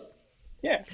Yep. So if you're in the central Wisconsin area, if you're in the area, come have some fun, talk some books. Yeah, come say hi. Drink And maybe get a beers. bookmark or two. You drink some Yeah. beers. Oh, bookmark. Yeah. Jordan, I'll have to bring our sign. I'm representing because Jordan's going to be in Florida. So come talk books. We're missing a T. Coffee, and we're going to put beer. For that one. It's a flexible sign. It's very professional, and it's going to come with us everywhere. Yep. All right. So the author or like the illustrator that you worked with for book 2 is different from book 1. Yeah. So for book 2, I reached out. I went to Fiverr, which is like a website you can kind of find a whole bunch of people who do like a variety of different things, like cover art, editing. So I found a cover artist for book 2. I really liked her work. Her name is Lisby Coetzee. It's kind of on the back there. Oh, yeah. Okay. Somewhere. Yeah. She does great work. You can kind of see the cover. Yeah, the cover of book 2 is phenomenal. Oh, gorgeous. Yeah. I love that. Who's pictured on the front? That's Jordan. Can't you see her hair flowing? I haven't read it yet. I'm not gonna make assumptions. Okay. Yeah, it is Jordan in the front. But yeah, I kind of reached out to the artist and kind of gave her a description of what I was looking for, kind of gave her some reference images, and she came out with that final product, which I loved. So I think it worked French out very kiss. Well. Yes, French kiss. Yes, French kiss. Or as they say in German, das Beste. Oh, I like that. Das Beste. Kind of like asbestos. But better. Oh, no, that wasn't offensive, was it? Oh. No, it's fine. Okay. You gotta, asbestos is a gotta watch out for that. Yeah, you gotta keep an eye out. Yeah. Also, so you got the book cover from the, my gosh, I'm blanking. Artist. Yep. Thank you. I keep wanting to say author. You're the author. The artist, did she do any other pieces of work for you? Like you're getting more bookmarks or like what else did you get through that? Not yet, but I'm actually, I liked her work for the second book so much. I think I'm going to use her for subsequent books just to kind of keep it consistent. Gotcha. So. So the bookmarks are going to stay the same. Yeah, the bookmarks will stay the same. Unless I come up with a new design. We'll see. Got it. I like it. We should get some t-shirts, Brian, too. I want some Soli Duna merch. Yes, that's a great idea. Yeah. Ooh, like especially that. Of book 2. That is such a beautiful cover. Ooh. Yeah. Especially as Jordan fans would love a Jordan shirt. We love Jordan. Mm-hmm. I think I'm definitely going to, for the launch party, I'm going to have like a whiteboard of like this or that questions, like would you write like Team Jordan or Team Galter, and just like, see what people like kind of check off. Fun, and then you can see, yeah. Oh, I like that. Okay, so no spoilers, but give us kind of the overview of book 2. We're assuming everybody who's listening to this has already read book 1, so book 1 is on the table, spoil away. But book 2, give us high level. Yeah. So book 2, it takes place 6 months after the events of the first book, and it's very much like as the title says, it's kind of an odyssey, like a journey across lands, across seas. It's very focused towards Jordan. In this book, it's centered around Jordan, Skald, and Tridiana. I kind of add point of view chapters from those two characters, and it just focuses on their own personal journeys, like how they grow as characters, like kind of the problems that they start with, the problems that manifest, and how they kind of solve them over time. And as the title kind of says, it's it's a journey overseas. It's an odyssey. So you'll meet mystical characters, fantastical creatures, and there are some really good secondary characters in this book. Like some of my favorite ones come up, and I love Brian puts such a cool, like just little unique twist on it. So it's fun. That's very well done. And it's expanding the world, too. Yeah. You're getting to see new parts of... Is the Odyssey still within Soli Duna? I'm forgetting how your map works. For the most part, yeah. It takes place pretty much like on the edges of Soli Duna. Okay. Which is good because I can use the same map for this one, but for future books, I might have to branch off a bit. So. Ooh, that's exciting. Okay, little teaser there. Ooh, yes. Oh, so very exciting. I can drop kind of a broad teaser for book 3. So it is written. And so if book 3 is about Jordan, Tridiana, and Skald, or if book 2 is about Jordan, Tridiana, and Skald, book 3 is about Galter and Cadis and a few new characters that I have yet to introduce. Ooh, we get to meet some new people. I love it. Oh my gosh. Okay, let's talk about that. How did you come to the decision to split Jordan and Galter up between 2 books? Yeah, so I kind of wanted to, they spend the entirety of book 1 kind of together, and that's kind of part of their story is that they grew up together, they've never been apart. I think one of the phrases I use in the book is, stick together, watch each other's backs. And so I wanted, for book 2 and 3, I wanted to kind of break them apart.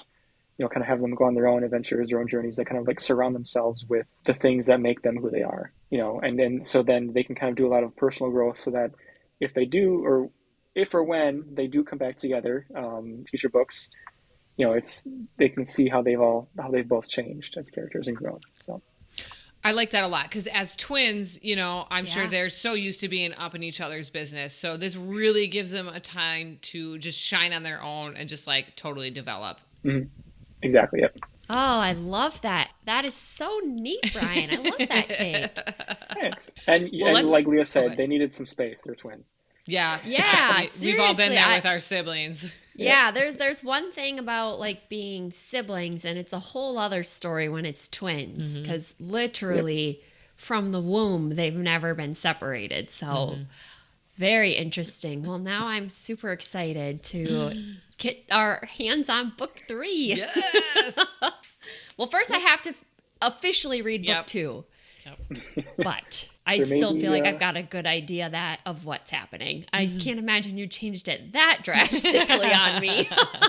It's completely different. No. Actually, everyone's dead by the end. Sorry. Oh, very cool. There may be some test reader copies for book 3 on the horizon. So keep an eye out for that. Yes, we're ready. Ooh. We're ready. Brian, not to put you on a timeline, but I would like to get this in before July. She's got some baby things happening. The baby will take over my life, so that would be my personal timeline. But again, you do not have to work around me. I just will miss out on the fun, most likely. I can definitely, we'll make some things happen. So. We'll make it. Awesome. So where did you get this idea of Soli Duna, the characters, the magic? Like, where did all this inspiration come from? Yeah, so it kind of just progressively came into being over time.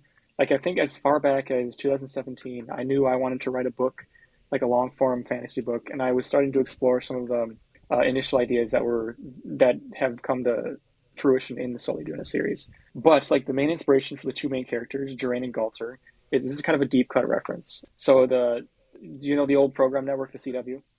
CW! Yep. So there's a show on there called Arrow. And that show starts out, the core dynamic of that show is, the main hero, what's his name? Oliver Queen. He's played by Stephen Amell. And then he has like his... yes.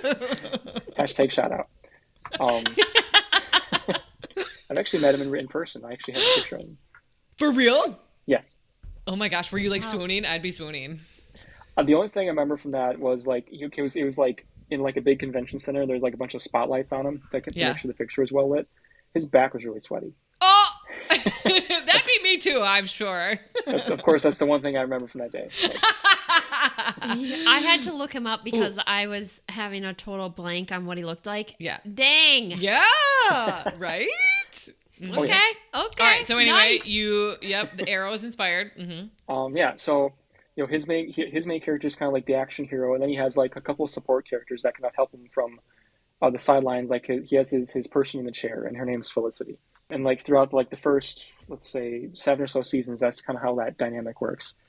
But the last season, he actually, spoiler alert, if you haven't seen the show, he has 2 kids that kind of like grow up, and they kind of like flip the roles. Like his daughter is like the action hero, and his son is like the person in the chair, like the support person. And I thought that was like such a cool twist of that concept that I kind of wanted to carry that over to my book. So Jordan and Galter, the twins, Jordan is the action hero. So, she's swinging the sword, she's kind of getting in the trenches, and Galter is more of like the thinker. He has like magic-based powers.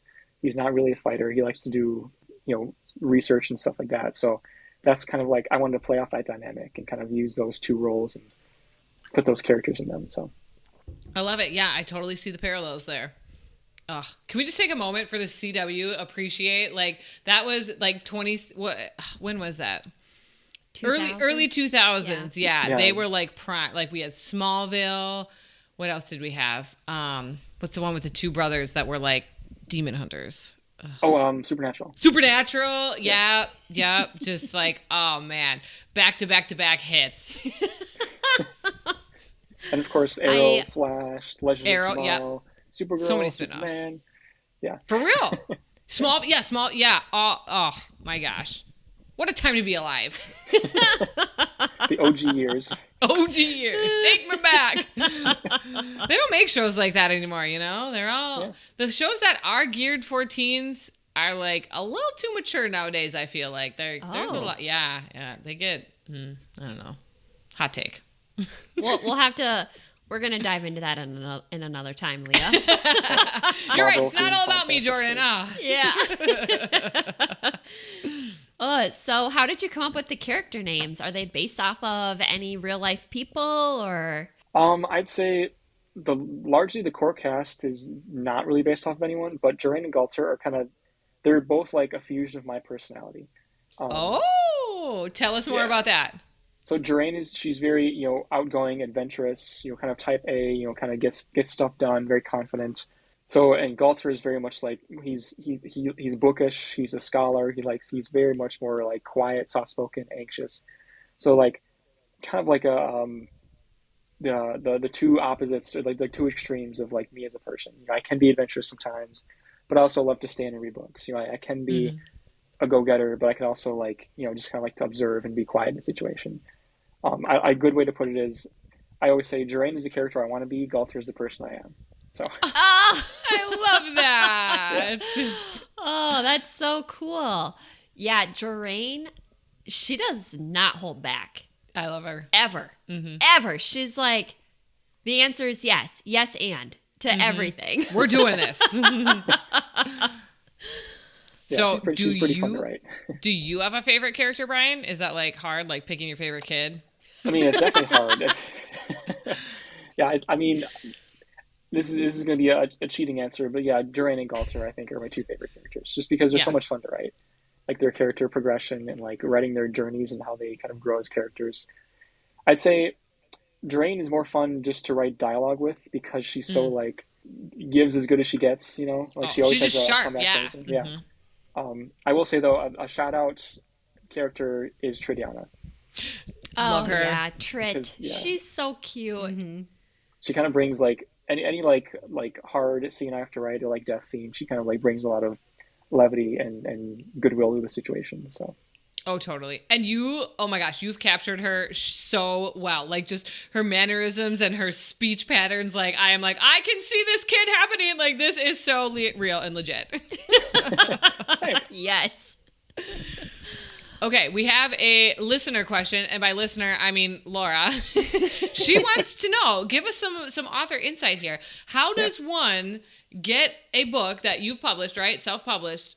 How do you get it on Goodreads? Yeah, so the publishing platform I used was Ingram Spark, and if you publish it there, they automatically upload it to Goodreads. Oh, okay. Yeah, so when you click publish through there, they upload it to a variety of places. Amazon, Barnes & Noble Online, and then I think Goodreads is one of them. But I believe if you want to add a book there, you can request it to be added to like a Goodreads librarian, and they can also add the book there. So yeah. Well, that sounds like a fun job. But like, I wonder if they ever say no to people. That's a good question. I'm actually kind of curious to see what books they have denied. Goodreads librarians, if you exist, chime in.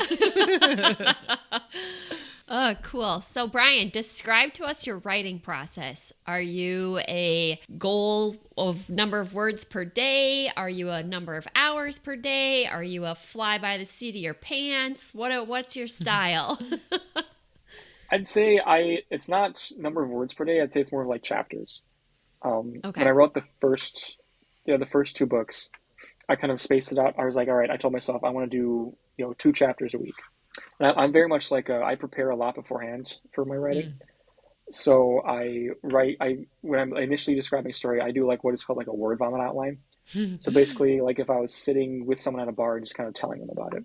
Like, and then, and then. Exactly, yeah. Like I'm not worried about having it make sense. It just has to like be on the paper. Just get it out there. Yep. So then I'll take that and I'll kind of put it into like an organized outline. So I'll slice it all up into chapters.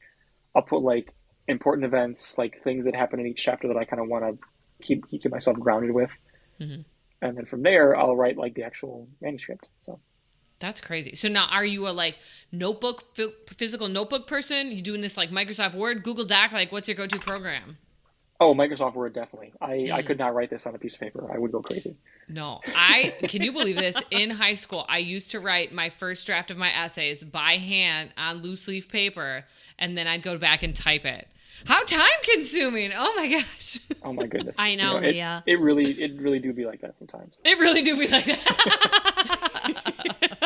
Yeah, times have changed so much. For real. I even remember, like in college, I would have like handwritten essays for exams. Well, you know what? They're actually going back to that trend now because AI is so rampant. So the blue books are coming back. In class, on demand essay, go. Oh, I like it. Yeah. Except I'm also, because I'm doing a lot more pen and paper stuff too with my students. Their handwriting's terrible. Like there are some kids where I'm like, you probably got it 9 out of 10. I don't really know what you're saying here, to be honest. I mean, my handwriting's terrible too. Like I know like a lot of authors, like they have like that, like that's when you sign the book, it's just like 3 circles in a straight line. Dot the I. Yeah. No, I can't do that. Like you can actually read my name. Like, good. Yeah. It's not that great. Have you been practicing for your book launch party? Like, this is how I'm going to sign my books? Yeah, but it just ends up looking the same. Like I'll do it 50 times and it still says Brian Maes on it. It's just as Brian Maes. Well, there you go. That's really all you want. Like I feel like that's the mark of a bad signature is you can actually read it. Because you know who says it. I do love. Have you seen Jordan Love's signatures? No. He goes like J and then draws a heart. Aw. Yeah. Shut up. Cool. Yeah. It's pretty That cool. is cool. Will that hold up in a legal document though? You know what? I don't know. But now, on someone's jersey Steven, or football. Steve and I just talked about this because we refinanced this week. Oh, and good for you. Steven's adulting signature is more of an autograph because he does like a S and then Maes. But he had to sign all the paperwork like full name, like middle initial, name, last name. And he's like, I don't even know how to sign my name. I never write out Steven all the way. And I was like, you can't. You have to have a legal binding signature. Yes. Yep. But in this case, Brian, you need a autograph. It can be different. Yeah. So Brian, I'm gonna spitball on this one. I'm gonna think on it. I'm gonna send you some ideas. Jordan's gonna give you some Canva ideas for how you can write your. Yeah, I'll give you some ideas. I want people to not know what it says. That's right. Just exactly. Then you know it's a big deal. Then you know it's a big deal. Yes. So Brian, do you have a favorite like place to write? I'd say, I mean, I like writing kind of in my own little personal space at home. I'd say also coffee shops are a good one. Oh. Yeah, the 2 best coffee shops I think I can think of for writing are MEJ's and Stevens Point. Stevens Point, woo woo! Yeah, shout out, yeah.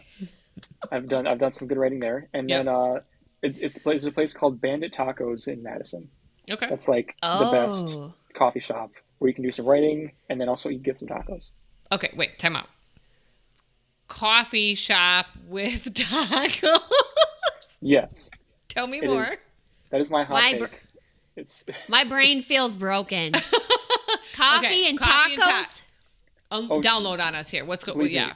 My brain felt broken too, but then I had coffee and tacos, and it fixed it. It brought it together. What? So they're open at 6 a.m. and then till 9 p.m. Like, and you can get a taco and coffee anytime, or there's like cutoffs for coffee and tacos. Oh no, there's no cutoff. It's like coffee and tacos all the time. Like I've been there in the morning and I've been there like at night, and still coffee, still tacos. Still coffee. Still, I feel like only in Madison. Are we getting like breakfast style tacos with our coffee, or are we getting like I want a margarita with my taco kind of tacos? What are we talking about here?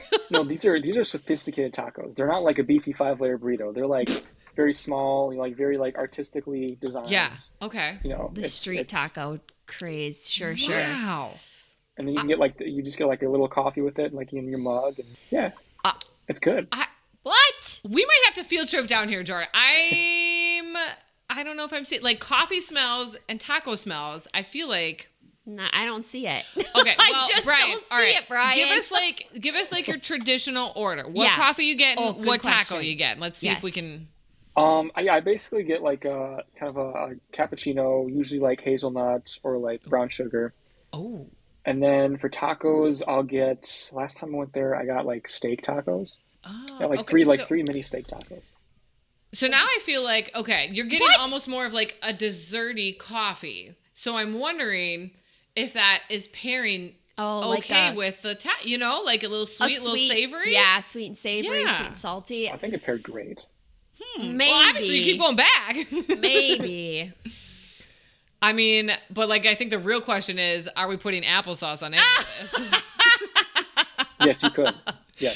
See, we got a hot take in a previous episode. Yes. Where someone was like, yeah, the best taco topping?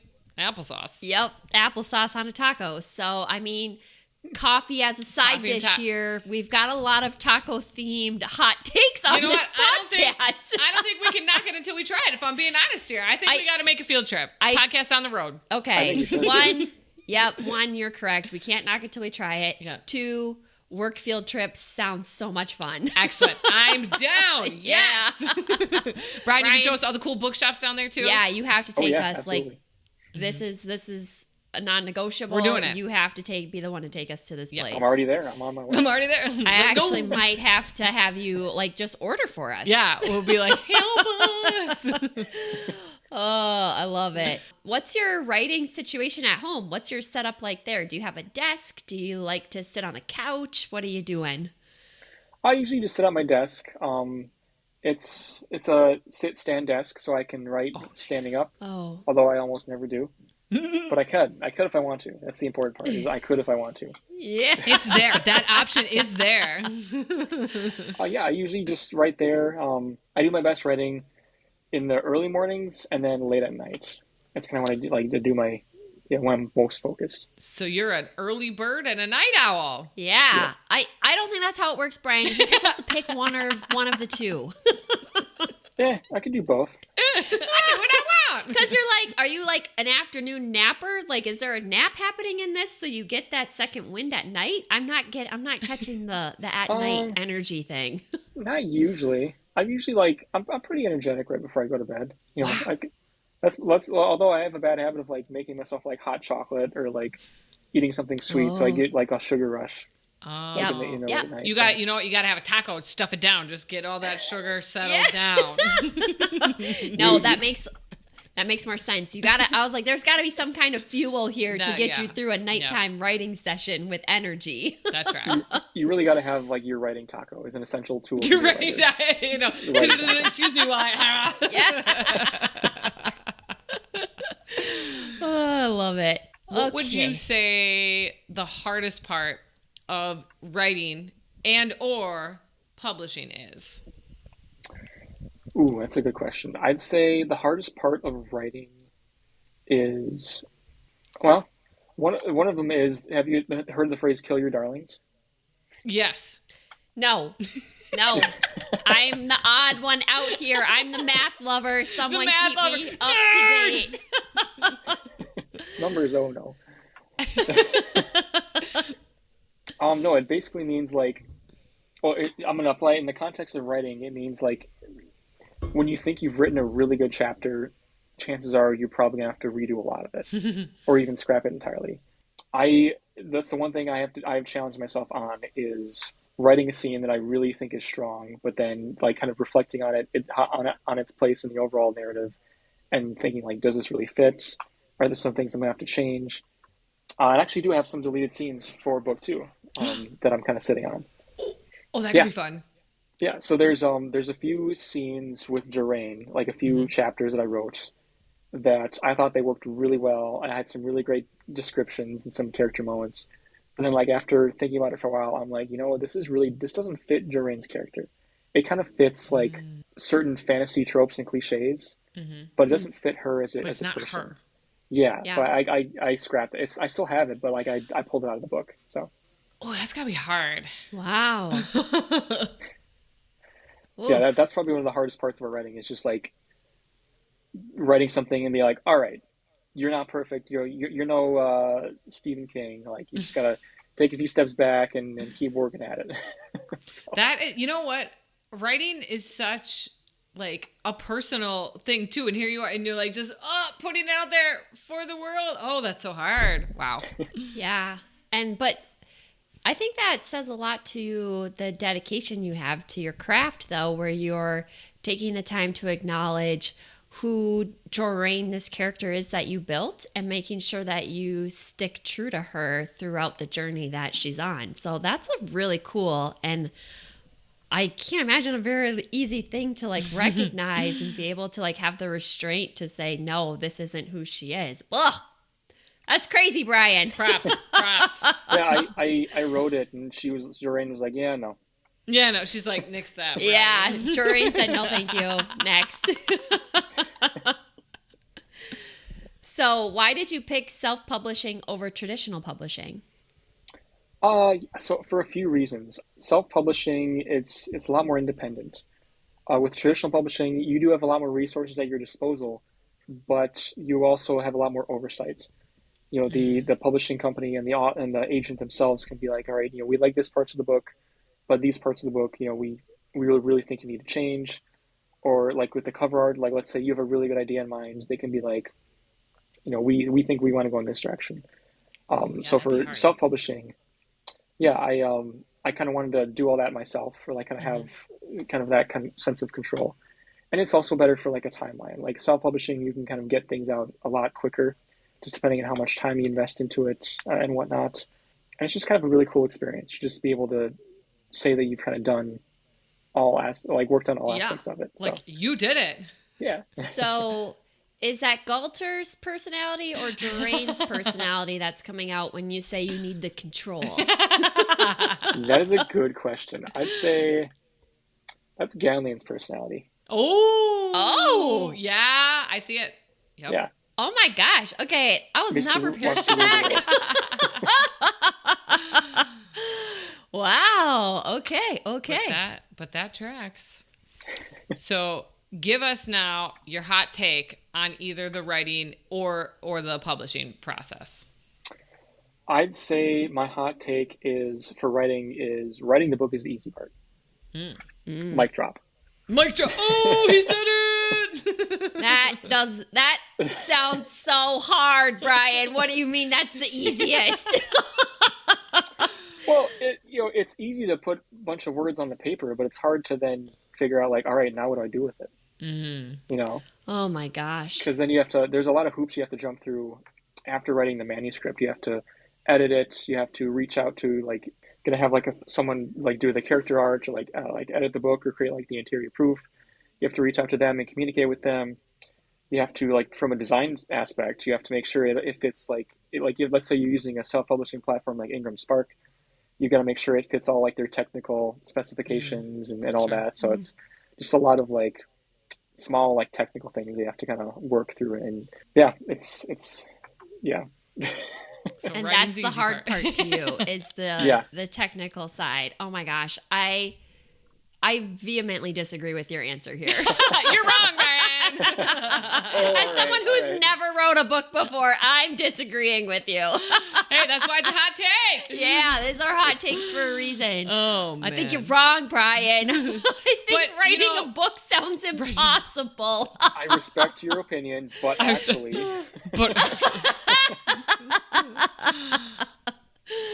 But it's very much, it sounds a little bit like the podcasting world. Like the easy part is sitting here and yapping into a mic, but then trying to figure out how to get all the pieces and cut out like that part is, we have headaches every day.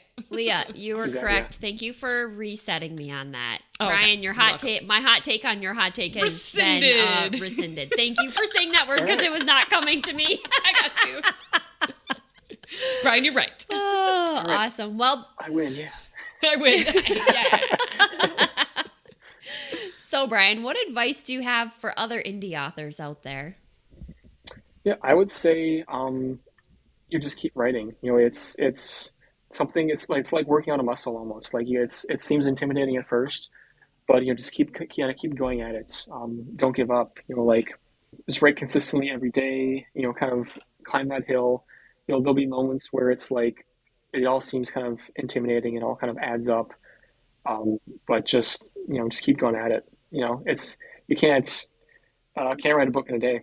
Got to do it chapter by chapter, sentence by sentence, paragraph by paragraph. So That's a good, and you can't write a book without starting either. Like you gotta you gotta get something out there. Wow. And also, this is kind of something that I've encountered a few times when writing the book is that sometimes it kind of writes itself. Like sometimes the characters like start speaking for themselves, and like the dialogue just kind of comes out, and it's just like you're writing. It's just like So that's another piece of advice I'd give is like, let go with the flow. Let the characters kind of do their own thing and see what happens. Let it happen. Yeah, I like that. That must mean you're like good and in the zone and doing the right things. Then if it's like coming together. Yeah, writer's flow or something. Yeah, the opposite of writer's block. Yeah. Writer's diarrhea, is that what it's called? You coined it. That's it. Coin it right here. That's what we want to be known for. Writer's diarrhea. Oh no. Oh boy. Oh, that's awesome.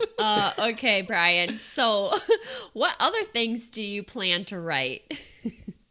Yeah. So I have a few.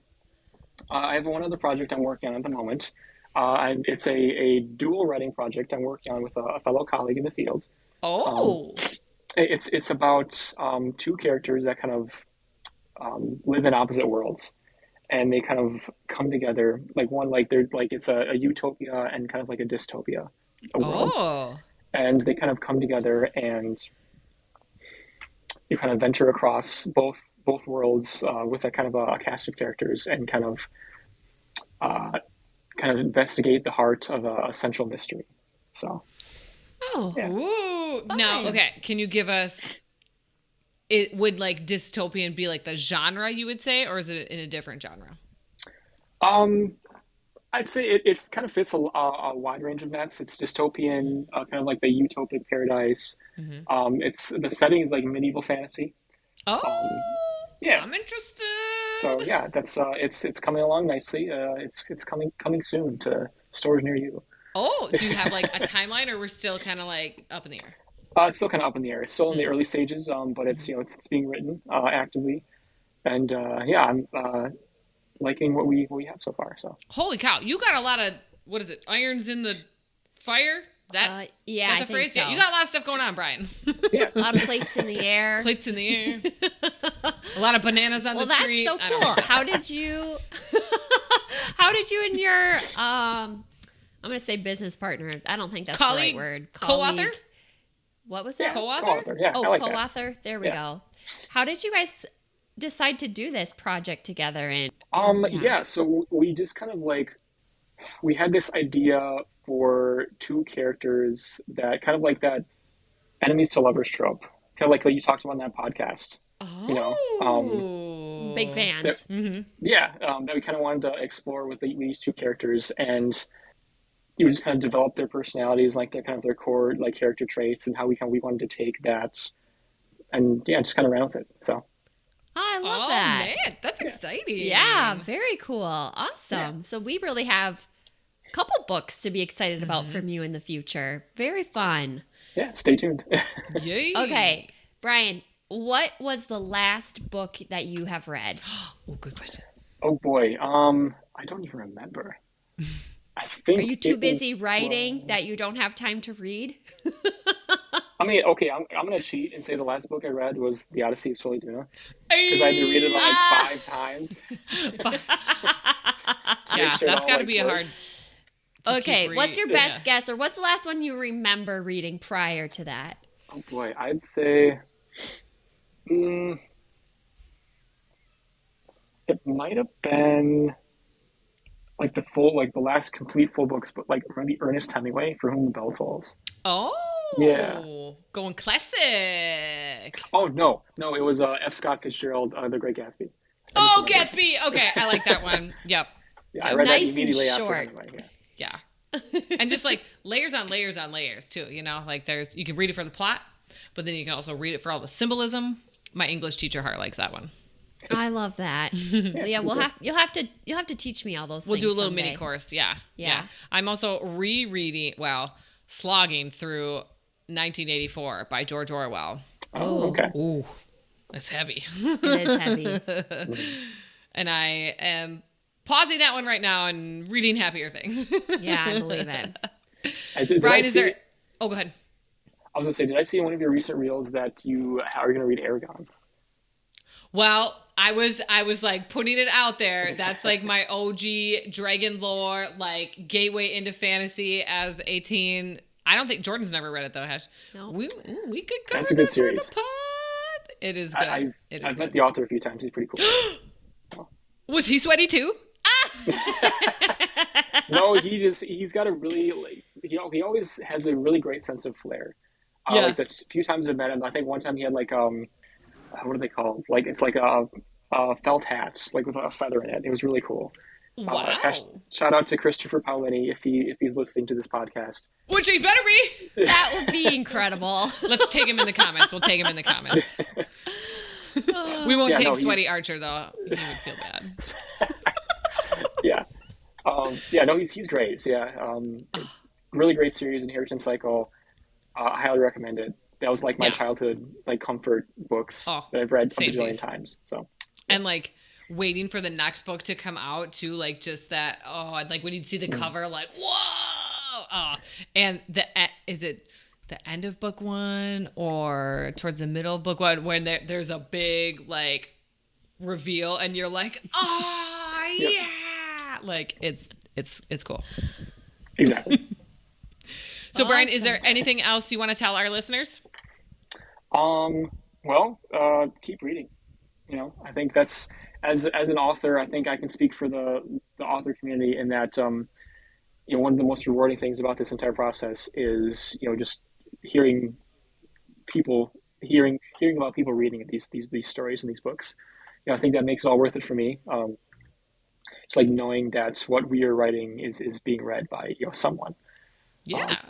I think that's kind of like a legacy thing for me. And one of the reasons why I got into the writing industry is, you know, 100 years from now, I'm probably going to be dead. Maybe. I don't know. Who's to say? But you know, 100 years from now, you know, the Legend of Soli Duna is still going to be there. You know. Yeah. So. Oh, I love that. That's amazing. Awesome.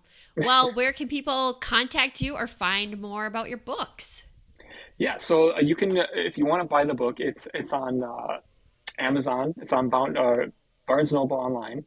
It's also locally, if you're in the Stevens Point area, it's at Bound to Happen Books. Shout out to their bookstore. Yeah. We also find the official Instagram account. It's called Soli Duna Series. Yeah, you can find updates on there about announcements, book events, sequels, and upcoming stories. So yeah. Yay, which we will tag in the post too, so you'll easily be able to find it. Awesome. Yeah. Well, thanks so much for meeting with us, Brian. This was so fun. Yeah, thanks for having me on. It was great. Yeah, this was so great. Yay, can't wait to see you at the launch party. I'll be there. Good. Bye, Awesome. thank you. Bye, Brian. Thanks. Bye.